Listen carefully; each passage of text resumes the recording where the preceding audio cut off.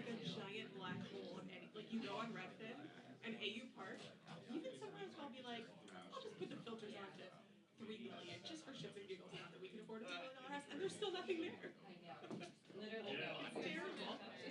These weren't built for that. I mean, the school's like that. I know. Like This is in the problem. Chicago, I mean, everybody moved to that neighborhood. Yeah. But You ready? Yeah. It's we would love to. Mic check. 1, 2, 3. Microphone check. 1, 2, 3. She sells seashells by the seashore. Mic check. 1, 2, 3. Mic check. 1, 2, 3. Thank you. Testing, testing. 1, 2, 3. Testing, testing. 1, 2, 3. Okay, headphones coming off. Good sign. Yeah. You've got options. You can Okay. through the city. You can like literally go out in Virginia if you needed to. No, it's good. The plane noise. Yeah. You know it's cold when like this doesn't seem like that. You know. Haven't had any complaints today.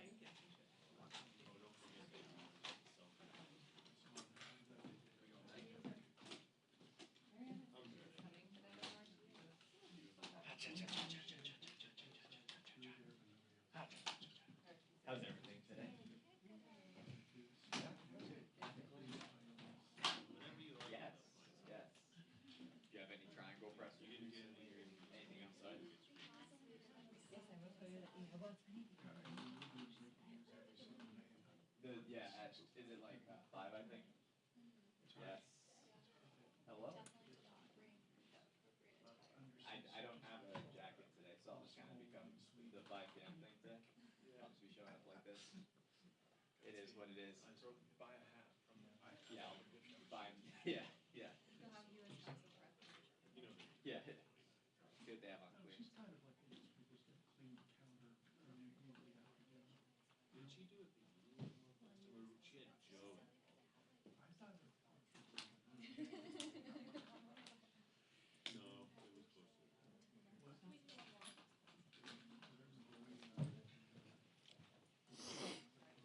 You ready? All good.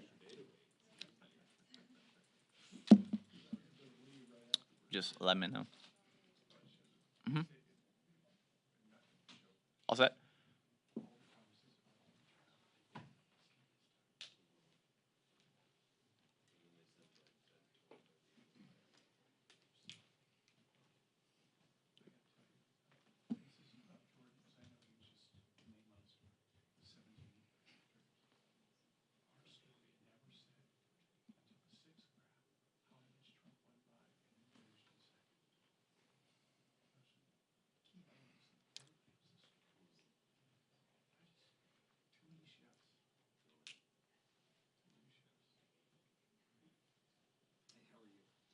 Hey, here's what I'll probably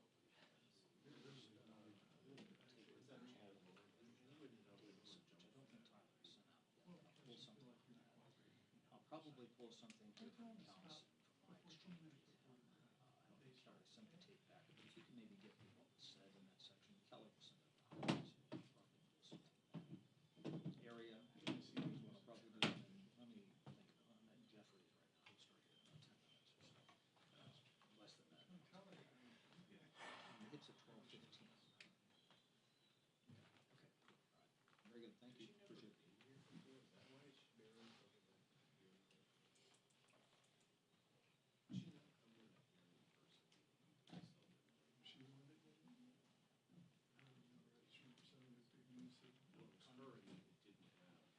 You're all set?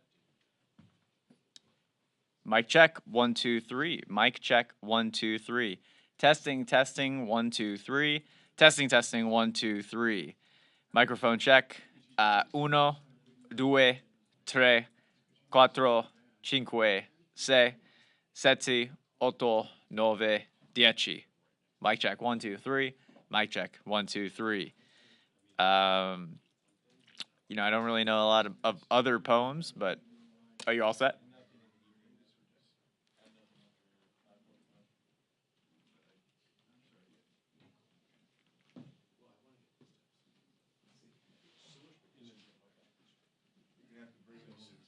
I got it. Have my get an intern just to write new stuff for me, or use like ChatGPT.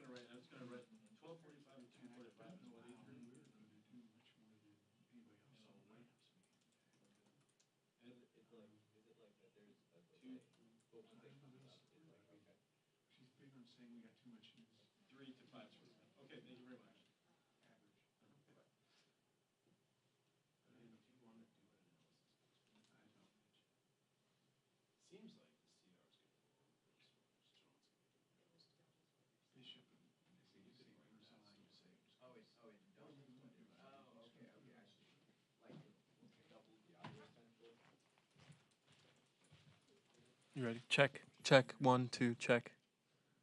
Check. 1, 2. Check. Mic check. Sam, are you gonna fix it? Sam, are you gonna fix it? Yeah, I think so. Is that your hotspot right there? I think that's just they're having it's not even delay. It's just more like they're having feedback issues. Have you tried changing the port you're connected to? All right, let's see.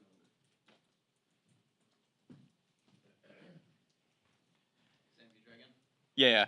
Mic check 1, 2, 3. Mic check 1, 2, 3. Testing, testing. 1, 2, 3. Testing, testing. 1, 2, 3. She sells seashells by the seashore. Mic check 1, 2, 3. Mic check 1, 2, 3.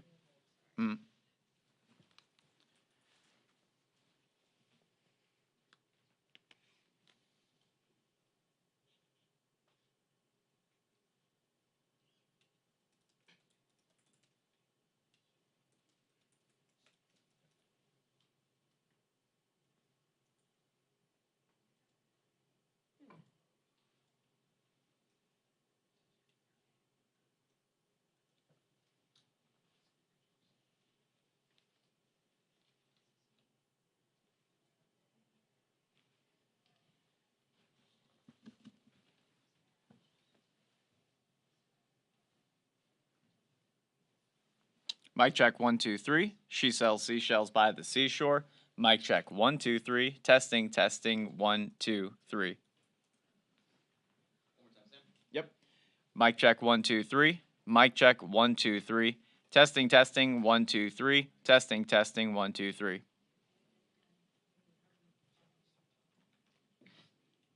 Is it still happening? Uh-huh.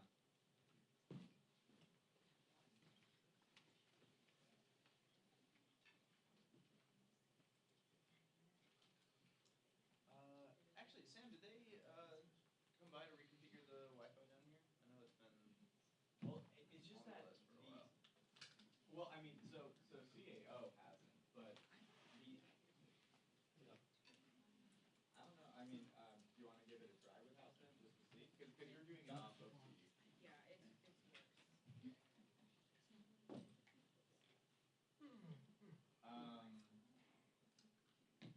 I mean, it.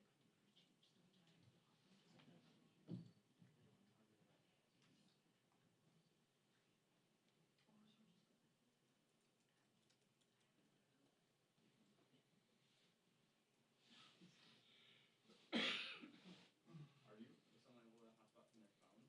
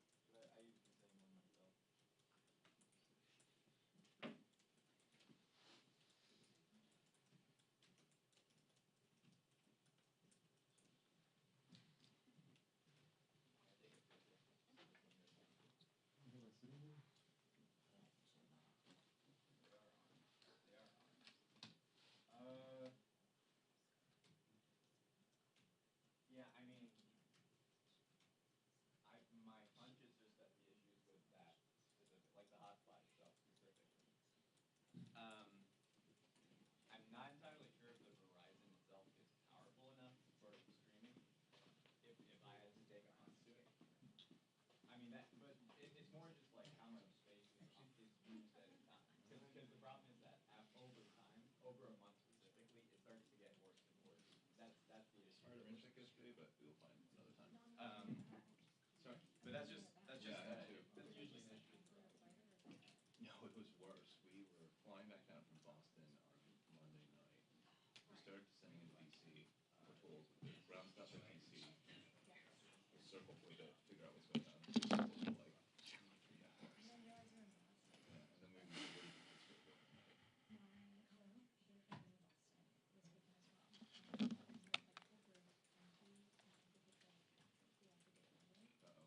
I wonder if some of his friends were on our flight. Yeah.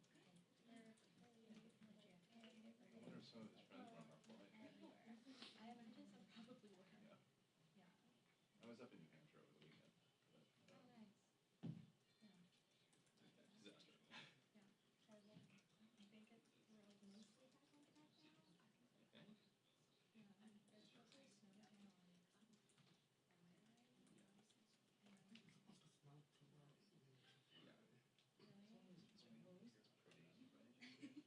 I have mine. What's the name of the center?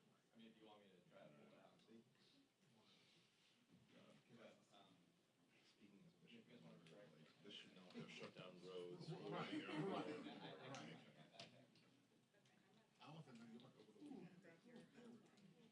Yeah, we can do that.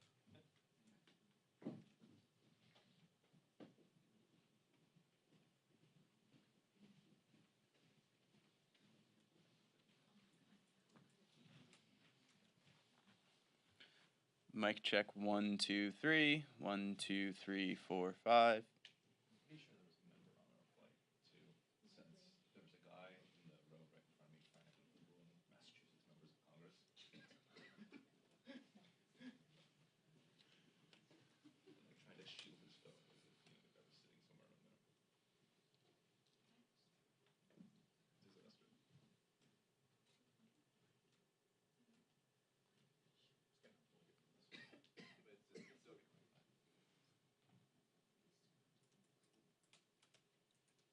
Mic check 1 2 3 4 5 6 7 8 9 10.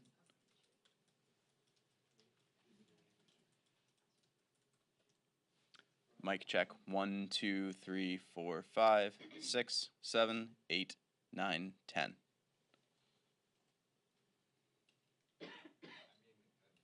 So you're having the same issue with a different hotspot? I mean, at that point, could it be a Streamlabs thing? Because, I mean, I can say the whole box itself is working fine. So, I mean, maybe, or StreamYard, I think you use, StreamYard? And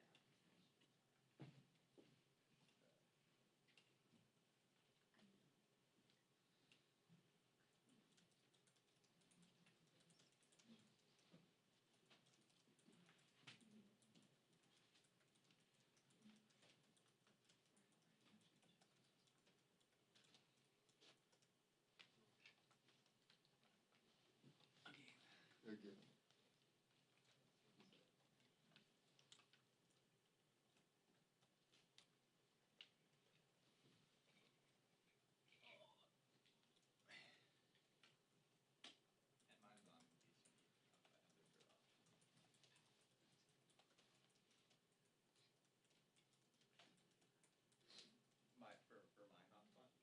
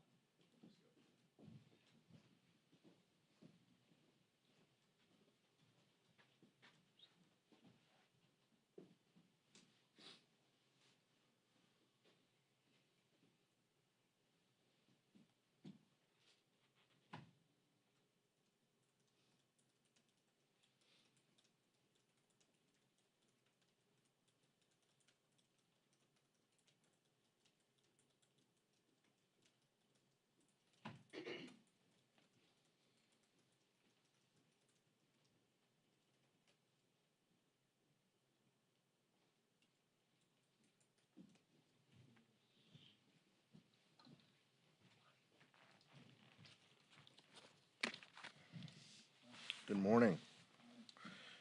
House Democrats had a productive meeting this morning. I'm operating without a safety net of the vice chair, who is on a plane in transit, thanks to weather and travel issues that I think a lot of members are experiencing this week. I just wanted to reiterate that House Democrats are in lockstep that we need to avoid a government shutdown, which would be a disaster for our economy and a disaster for hardworking American families. Last week, extreme Republicans in the House spent the better part of a week fighting amongst themselves just because they chose to prioritize baseless impeachments and censures and expulsion votes over getting things done. They are just fundamentally incapable of governing. We're urging our colleagues on the other side of the aisle to work with us on a full-year government funding bill that is free from policy changes like restricting abortion access. Nothing can pass the House of Representatives without Democratic caucus votes. And House Democrats will not vote for the kind of poison pill policy changes that we saw during the appropriations process. We're grateful to Chairwoman Rosa DeLauro for her work, and also grateful to Leader Jeffries for holding the line on these policy riders in the negotiations with our colleagues across the aisle. With that, happy to answer any questions. Ryan. Mr. Aguilar, some of your colleagues have floated the idea that if Speaker Johnson finds himself in another motion to vacate situation, that they might be willing to support him in his speakership to prevent some of the chaos that we saw with Speaker McCarthy. Is that a view that you share? Is there any benefit to this idea of isolating the conservatives that threaten this from time to time so that governing can continue through the rest of the year? Well, I think it's an important point because we want this place to work. We want to govern. And that's what House Democrats want. That's what we want out of a speaker, by the way. And if the prior speaker would have been focused on governing, then we might not be in this position. But we want to see this speaker work to govern. But we have seen, just like last week and on other issues, he chooses to listen to the most extreme voices in his conference. And if you're going to listen to Marjorie Taylor Greene on policy, then we're probably going to have some disagreements. So if he's willing to isolate some of the most extreme voices in his conference to work, then I think we can have a somewhat productive year and at least avoid the cliffs that we have and the government funding deadlines. But if he's willing to listen to the most extreme voices in his conference, then that's another story. The House Democratic Caucus has not had any of these discussions. These are all hypotheticals, at this point. But I do want to reiterate that we want to make this place work. So to the extent we can find partners that will help do that, and a reminder that the continuing resolution, I assume this week, that we're going to vote on, that will need a significant majority of the House Democratic Caucus, we will put up the votes for that, just as we have in the past, to avoid the debt limit, to avoid government shutdown previously with continuing resolutions. House Democrats are going to put up the votes to govern. Chad. What's it like, though, you talk about putting up these votes on the debt ceiling and some of these other bills here, when you're in the minority and they have a very small majority, just a couple of seats here, that Democrats time and time again are providing the votes on these must-do bills. I mean, describe what that's like over and over again, where you guys deliver the goods. Well, we want to govern, and I think that's what we always come back to is we don't mind this. We know that they are a dysfunctional majority. We know that they do not have actual votes to govern. The only thing that binds them together are some of the issues that you're seeing this week. Opposing women's reproductive freedom, opposing abortion care, supporting censures, impeachments. Those are the only things that bind Republicans together. So of course, every week they're going to bring those issues up. It is truly the only thing that can get them 218 votes on any given week. Now, when it comes to governing and actually passing policy bills, the House Democratic Caucus, we came here, we were elected to make our communities better and to advance and to make progress on so many significant issues. So of course we know that that's going to mean compromise and discussion, and we don't mind putting up votes to keep government funded and to keep government open. We feel that that's our responsibility, our mandate, our charge, and our duty. But you hear from some of your members saying, why are we continually, even though it might be the right thing to do on the debt ceiling or government funding, saying, why do we have to bail them out? I mean, is there ever any pushback, people saying, let them finally figure this out? No, I think that there's pushback when we aren't part of the negotiation process and we're asked to put up a significant number of votes. And I think that's why House Democrats want to be at the table. If you're going to ask us to help fund government, then this is truly going to have to be, Washington words here, four corners discussions on appropriations bills, on tax policy bills, on the things that could actually move and have success. House Democrats deserve to be at the table because we're providing votes to make these policies happen. Max? This morning we saw yourself and Leader Jeffries and Whip Clark endorse Summer Lee in Pennsylvania. Can we expect other endorsements of progressive incumbents who are facing challenges from APAC-funded primary opponents? I don't think it should be a surprise. House Democratic leaders support House Democratic member. I don't think there's much news there, but I think from our perspective, Summer Lee is a thoughtful member. She's someone who has the back of working families in Pittsburgh.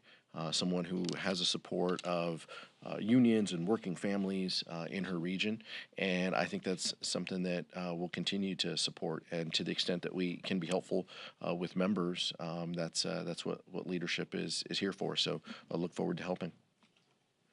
Nick?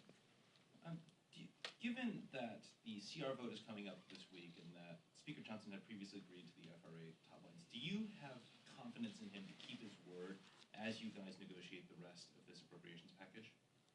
Yeah, I mean, I think in this town, a word's person is their bond, and but unfortunately, sometimes we do see that erodes. We saw that with the last speaker, but I think we will always hold out hope that the agreement is the agreement, and that we will draw up these numbers to the FRA, to the Fiscal Responsibility Act budget numbers that we've all agreed to. But now comes the hard work. Now the appropriators have to work to set these top line numbers in each bill, and we have to make sure that Republicans don't continue to want to tank our appropriations process by supporting riders that are anti-abortion, anti-LGBTQ. I mean, those are the types of things that will hurt this process and delay the process and push us closer to a shutdown. But we hold out hope, and we hope that the Speaker's word means something, and that we will have a fair appropriations process, and that the committees will do their work. That's what is ahead of us, and that's what we're hoping for. Michael? Thank you, Chairman. Leader Jeffries will represent House Democrats at the White House today, and the other three congressional leaders to talk about Ukraine and the National Security Supplemental. House Republicans obviously have tied border talks to Ukraine funding, but over the weekend, House Republican leadership mentioned that a deal is not to be had until hypothetical Donald Trump's second term. Can you just speak about kind of that moving of the goalposts of the whole point of these Senate negotiations is because House Republicans demanded that border talks be connected to Ukraine funds, but now it seems as though they're not interested anymore. What does that do for you all in terms of negotiating these deals? Yeah, and you've seen senators go on the record and to try to implore their House colleagues to keep an open mind. I think it proves what we talked about earlier, which is there is a significant group within the House Republican Conference who will never get to yes on these issues. They will never get to yes on anything immigration related. They will never get to yes on an appropriations process that is bipartisan. They just refuse to govern. And so I do think that they are often moving the goalposts on these issues, but it is very clear for us that Leader Jeffries will represent House Democrats at the White House. He will convey our positions, and to the extent our votes are needed, he will convey what is necessary and important for us to see. We know that the national security imperatives are important. We know funding for Ukraine, funding for humanitarian assistance in Israel is important. Military aid to Israel, Indo-Pacific priorities are top of mind and important. We also know that the National Security Supplemental contains $2.3 billion for ICE, $5 billion, over $5 billion for Customs and Border Patrol. So if Republicans were serious about addressing issues at our southern border, that would be a fair place to start, and I think that's what the president is going to implore the legislative leaders to do. You mentioned immigration. How serious is the Biden administration in securing the border? Because, I mean, the argument can be made that they're failing the American people by not securing the border right now. Oh, we believe in rules. We believe in law and order. We believe in order at the border. Like I said, if Republicans were serious about this, they would support $2.3 billion in ICE funding, $5 additional billion in Customs and Border Patrol. We're not going to fix this by building walls. We're going to fix this through broader use of technology, manpower, immigration judges, humanitarian assistance, aid to local communities who are dealing with the frontline impacts. That's how we deal with this, but it has to be done in a comprehensive way. And unfortunately, as you've heard recently, Speaker Johnson doesn't believe in anything comprehensive when it comes to the border immigration. And a follow-up on that, we're going to have another impeachment hearing into Secretary Mayorkas. Do you have confidence in the secretary to do his job? I do, but I just think it's so funny that we have the Senate negotiating with Secretary Mayorkas on border solutions in one chamber, and then in this chamber they're bringing him up for impeachment for not doing his job. So I just think that that side by side isn't lost on any of us who are actually paying attention. But again, we come back to the House. This is who the House Republican Conference is. They believe in censures, impeachments. That's what brings them together. It is truly the only thing that brings them together. And the committees feel that they need to do this because it's one of the few things within the committee that they have agreement on. And if you can't pass policy bills, then they're going to continue to go down this parade. Merrick Garland, Secretary Mayorkas. I mean, just name the cabinet secretary and plug in a month, and that's probably what the agenda is going to be on the House Republican Conference side. Talking about the tax package or the tax deal that got announced yesterday, I'm just curious about the sense within your caucus on support for that. In particular, the child tax credit. Is some expansion better than no expansion until 2025? Yeah, we're gonna take the lead of some of our leaders within the House Democratic Caucus when it comes to the child tax credit. We believe in some of the business provisions to create jobs and to support our national economy and our local economy. Some of those provisions are incredibly important. But what we hold, in the highest regard is the child tax credit. Leaders like Rosa DeLauro have been so passionate on these issues. Susan Del Bene, Richie Torres have been leading House Democratic efforts on this child tax credit. But what we hold as the bar is the prior child tax credit that was enacted. 2.1 million children affected, lifted out of poverty just by that child tax credit. So that's the bar by which we're going to judge things. And now we'll see what the language says. We'll talk to Richie Neal, Rosa DeLauro, our leaders on this issue. But that becomes the baseline by which we judge things. Is it going to make things better in reducing childhood poverty, or is it going to make things worse?